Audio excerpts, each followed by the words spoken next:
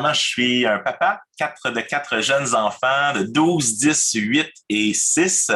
Donc, trois filles, un garçon. Donc, je suis marié de près depuis de 19 ans. Donc, ça va faire 20 ans l'année prochaine. Faut pas que j'oublie ça, sinon mon épouse sera pas contente.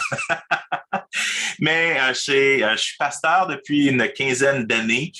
J'enseigne dans 6 séminaires bibliques québécois différents. Il y a beaucoup de besoins, c'est pour ça qu'on se promène là à gauche et à droite.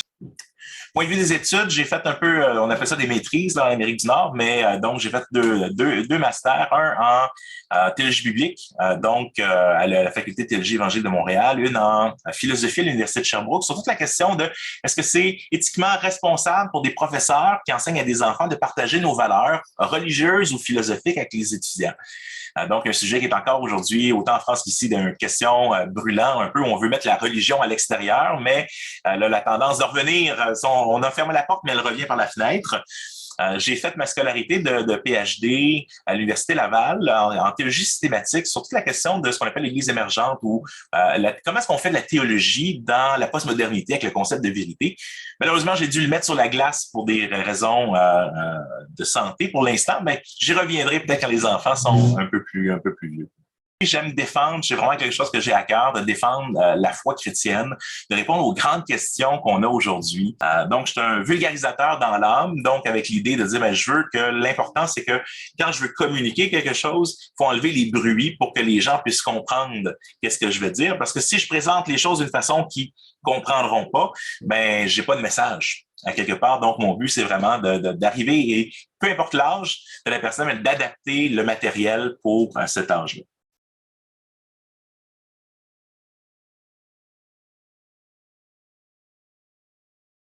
J'ai écrit Nous croyons en Dieu, la foi chrétienne expliquée, parce que je voulais présenter l'Évangile à ma famille.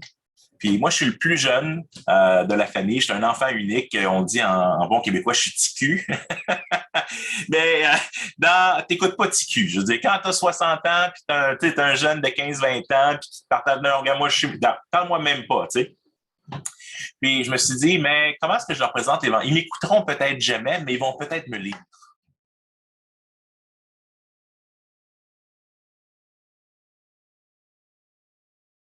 Pendant des années, je réfléchissais comment est-ce que tu présentes l'Évangile, particulièrement dans notre contexte post-catholique québécois où on a beaucoup réagi au Québec, on met dehors tout ce qui est religion, on pense savoir qu'est-ce que c'est le christianisme, en fait, ils n'en ont absolument aucune idée.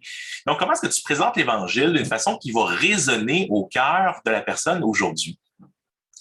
Puis, vous savez, quand Luther, essentiellement de la réforme protestante, redécouvre l'Évangile, lui, il est tourmenté par la question, je suis tellement pourri. Comment si je parle de la justice de Dieu, dès que je demande à Dieu d'être juste, pouf, je suis plus là parce que la colère de Dieu puis la justice tombe sur moi. Donc, lui, c'était vraiment comment est-ce que je peux être sauvé si je suis un pourri comme ça? Mais va à l'extérieur aujourd'hui puis pose la question aux gens, Jésus est venu pour te sauver de tes péchés. Il va dire, c'est qui Jésus? Pourquoi j'ai besoin d'être sauvé? C'est quoi un péché? Fait que le cadre de référence est plus du tout là. Et les gens ne se sentent plus pourris et ignobles. Ils ont peut-être des problèmes d'estime de soi parfois, mais c'est pas un sentiment qui est présent. Par contre, une des questions qui est vraiment au cœur des gens, c'est pourquoi est-ce que mon monde est aussi pourri que ça?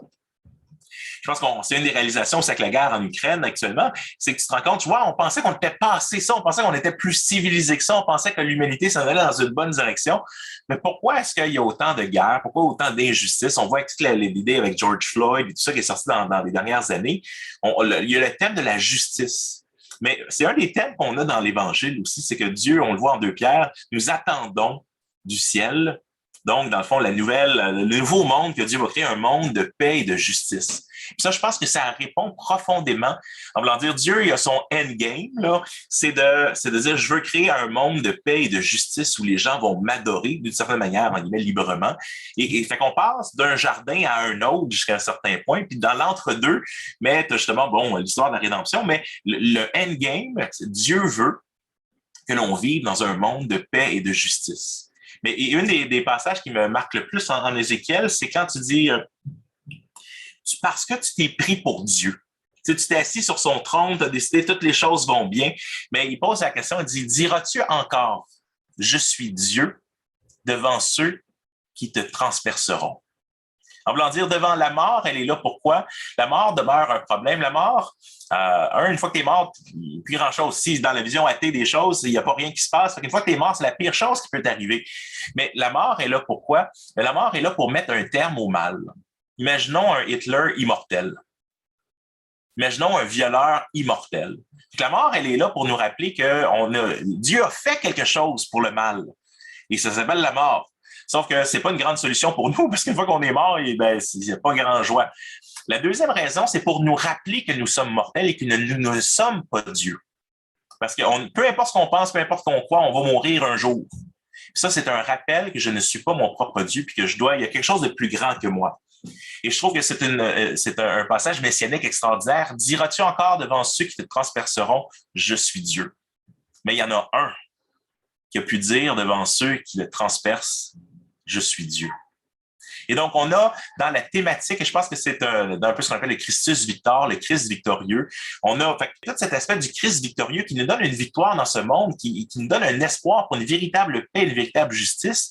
Mais par contre, de la même façon que si tu passes la frontière pour aller, mettons, aux États-Unis dans notre cas, mais si tu as un casier criminel, tu vas avoir volé un bonbon quelque part, là, tu rentreras pas aux États-Unis parce qu'ils vont avoir peur que tu viennes, en guillemets, scraper les États-Unis plus que qu'elles le sont en ce moment.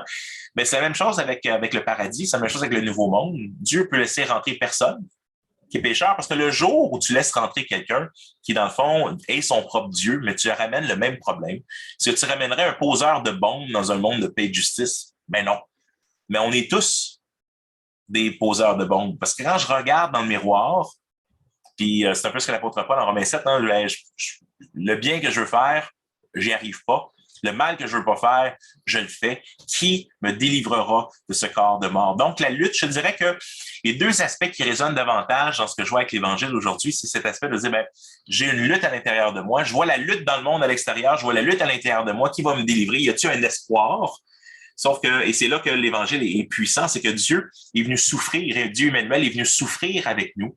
Mais il y a quand même cette thématique dans l'histoire chrétienne où entre sa mort et sa résurrection, le Christ descend aux enfers, comme le disent les anciennes confessions.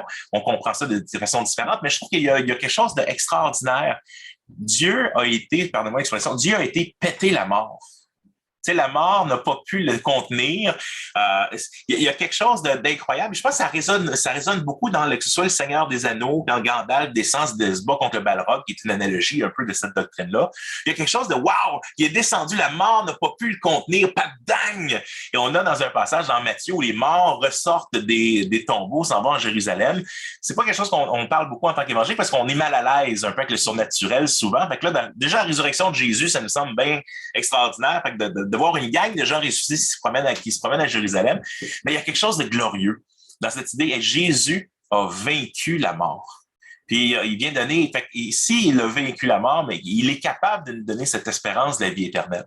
Fait que c'est de reformuler l'Évangile. C'est toujours là l'idée de substitution, puis le Christ qui est mort pour nous, puis l'idée de la dette et tout ça, mais il y a cet autre côté du joyau, si on peut dire, qui, je pense, résonne avec où est-ce qu'on est en tant que société post-chrétienne et qui offre cet espoir-là.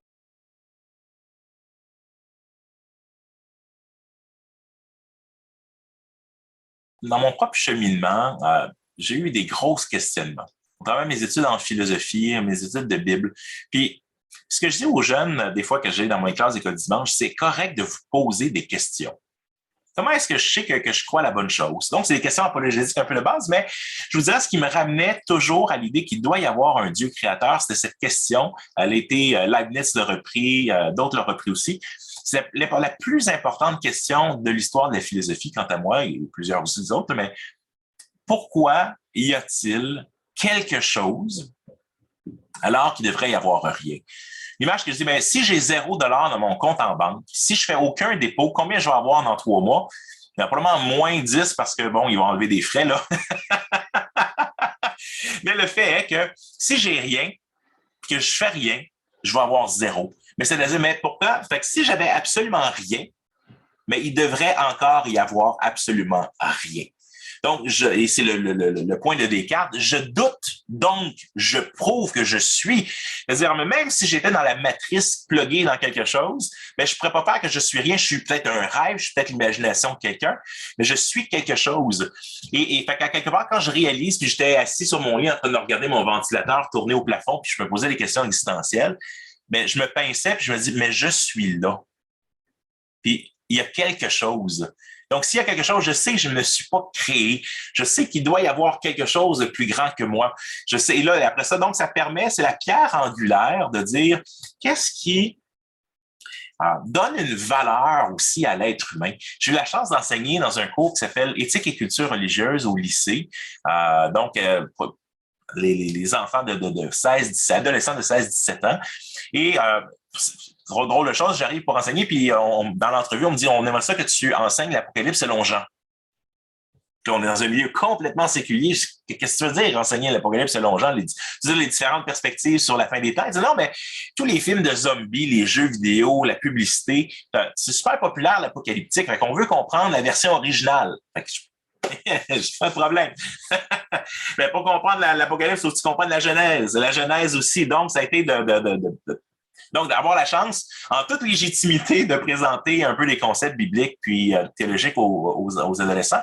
Mais une des choses que je leur ai montré à un moment donné, j'ai fait une ligne. Puis je dis, voici la vision darwinienne un peu du monde. C'est-à-dire que on vient essentiellement de nulle part, où on est un accident, puis on s'en va après, il n'y a rien après. Alors, j'ai les étudiants devant moi, puis là, je leur pose la question, alors, si je viens de nulle part, que je m'en vais nulle part, qu'est-ce que je vaux?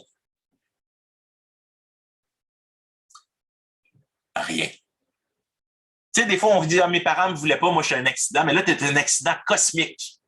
L'univers ne te voulait pas. Tu es là. Mais Darwin, dans son autobiographie, il disait ceci, si nous ne croyons pas ni à l'existence d'un Dieu créateur, ni à une justice ou à un jugement après la mort, il ne reste pour l'homme que ses instincts ou ce qui lui semble le mieux pour lui. Ça fait que même ma moralité, essentiellement, mais découle de la valeur que j'ai.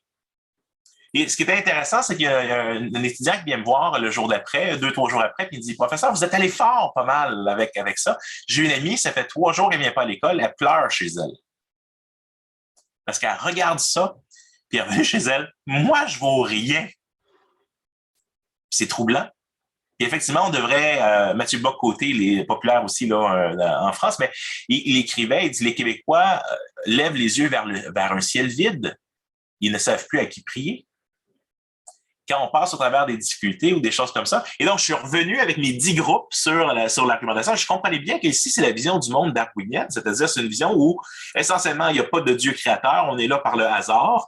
Et je leur ai dit, par contre, si vous pensez que la vie a un but, si vous pensez qu'il y a un bien et un mal qui existent, j'aimerais vous proposer quelque chose. J'aimerais vous proposer que vous êtes peut-être des athées non pratiquants. Tu dis être athée, mais dans le fond, tu vis comme s'il y a un bien et un mal ou tu vis comme s'il y a un Dieu qui existe. Et là, tu as 2 jeunes qui viennent me voir après, ils disent, nous, professeur, nous, on ne croit pas en Dieu, mais on prie à tous les soirs. Je dis, pourquoi? Au cas où. Mais fait que l'argument ici, c'est pourquoi y a-t-il quelque chose plutôt que rien? C'est qu'à quelque part, c'est la question la plus importante, puis ça démontre, mais il faut donner une explication. Qu'on soit athée ou pas, il faut donner une explication à l'existence de l'humanité. Il faut donner une raison à la question de la souffrance.